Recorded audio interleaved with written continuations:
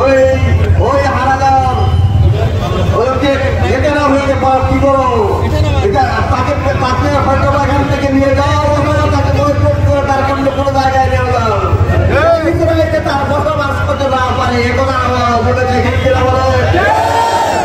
এবং আমি বলতে চাই হে আমার ভাইয়েরা যারা আজকে ফিলিস্তিনের মিছিলে এসেছে 200 কোটি মানুষের মুসলমানদের পানির স্পন্দন হচ্ছে বায়তুল মুকাদ্দাস।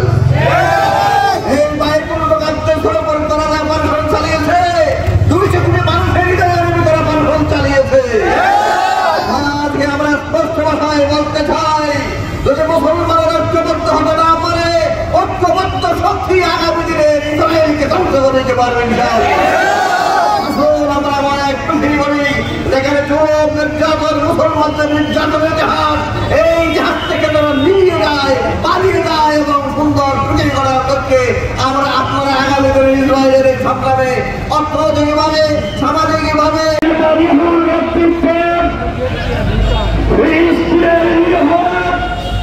মুসলমান নারী শিশু বৃদ্ধ যুবকের নির্মম হত্যাকাণ্ডের প্রতিবাদে বাংলাদেশ জামাত ইসলামী দেশব্যাপী ঘোষিত বিক্ষোভ মিছিল উত্তর আজকের কক্সবাজার শহরের সমাবেশের সংগ্রামী সভাপতি বিক্ষুব্ধ জনতা আসসালামু আলাইকুম ওয়া রাহমাতুল্লাহ। আপনারা জানেন আজকে সারা দুনিয়ার মুসলমানরা রাজপথে নেমে এসেছে। তাদের একটাই দাবি ফিলিস্তিনের উপর বর্বর হামলা বন্ধ করতে হবে, না হলে দুনিয়ার মানচিত্র থেকে ইসরায়েল নামক রাষ্ট্রকে মুছে দেওয়া হবে। সংগ্রামী ভাই সব আমরা দীর্ঘদিন থেকে লক্ষ্য করছি একের পর এক বোমা হামলা চালিয়ে গাজায় ফিলিস্তিনের নিরীহ নারী শিশুদেরকে হত্যা করে আসছে। আমরা দুনিয়ার মুসলমানেরা নিয়মতান্ত্রিক আমরা প্রতিবাদ করেছি। আজকে দুনিয়ার মুসলমানেরা ঐক্যবদ্ধভাবে এই ঘোষণা দিতে চাই, মুসলিম উম্মার কাছে আমরা কথা বলতে চাই, ওআইসির কাছে আমরা কথা বলতে চাই, ইসরায়েলের সাথে সমস্ত কূটনৈতিক সম্পর্ক বয়কট করতে হবে। দুনিয়ার সকল মুসলিম রাষ্ট্রগুলোকে ঐক্যবদ্ধ হয়ে ইসরায়েলের বিরুদ্ধে যুদ্ধ ঘোষণা করতে হবে। দুনিয়ার ইতিহাস হচ্ছে ইহুদি এবং সন্ত্রাসীরা মুসলমানদের আজীবন শত্রু। মুহাম্মদ রাসূল সাল্লাল্লাহু আলাইহি সাল্লামকে তারা হত্যা করার চেষ্টা করেছিল। আমরা জানি 313 জন মুসলমান সেই সৈনিক বদরের যুদ্ধে কাফেরদেরকে পরাজিত করার মধ্য দিয়ে মুসলমানদের জয়যাত্রা শুরু হয়েছিল।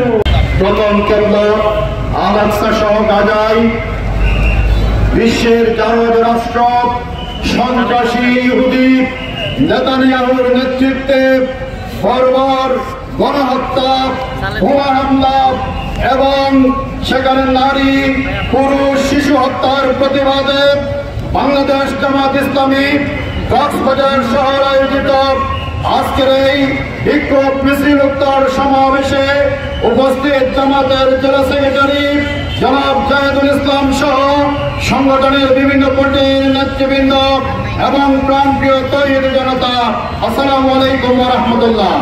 সংগ্রামী তৌহিদ জনতা, আমরা দেখতে পাচ্ছি বর্তমান সভ্য বিশ্বের দাবিদার এই বিশ্বের সভ্যতার সামনে ইহুদি সন্ত্রাসী নেতানিয়াহু সম্পূর্ণ যুদ্ধবিরতি চুক্তি লঙ্ঘন করে গত রমজানে মুসলমানেরা যখন প্যালেস্টাইনের গাজার মুসলমানেরা যখন রোজা পালন করছিল, ইবাদত বন্দেগীতে নিয়োজিত, সেই সময় বর্বরোচিত বোমা হামলা করে হাজার হাজার নারী পুরুষ শিশুকে হত্যা করা হয়েছে।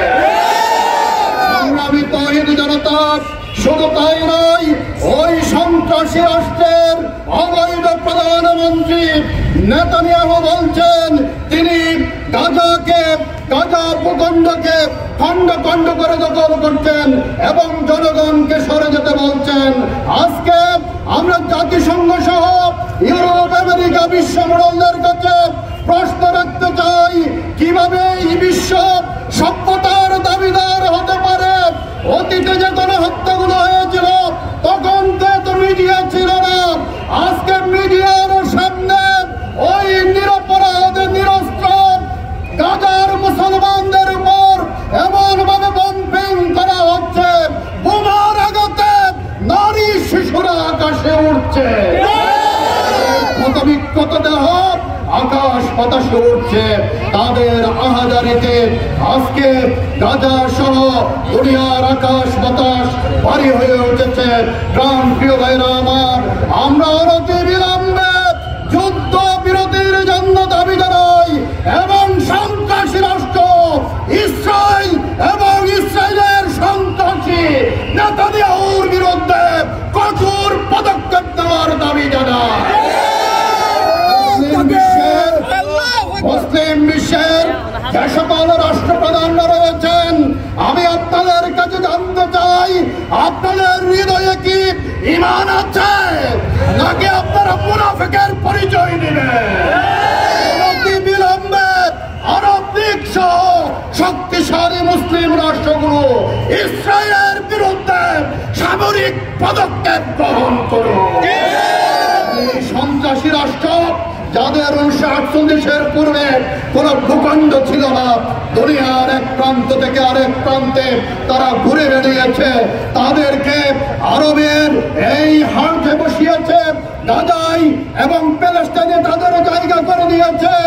আপনার সেই ইংলিশ এবং জাতিসংঘ আজকে তাদের কাছে আমরা অনুরোধ করতে চাই, তাদেরকে আমরা বলতে চাই, আপনারা ইহুদি সন্ত্রাসীদেরকে গাজার সেই জায়গায় অবৈধভাবে বসবাসের সুযোগ করে দিয়েছেন।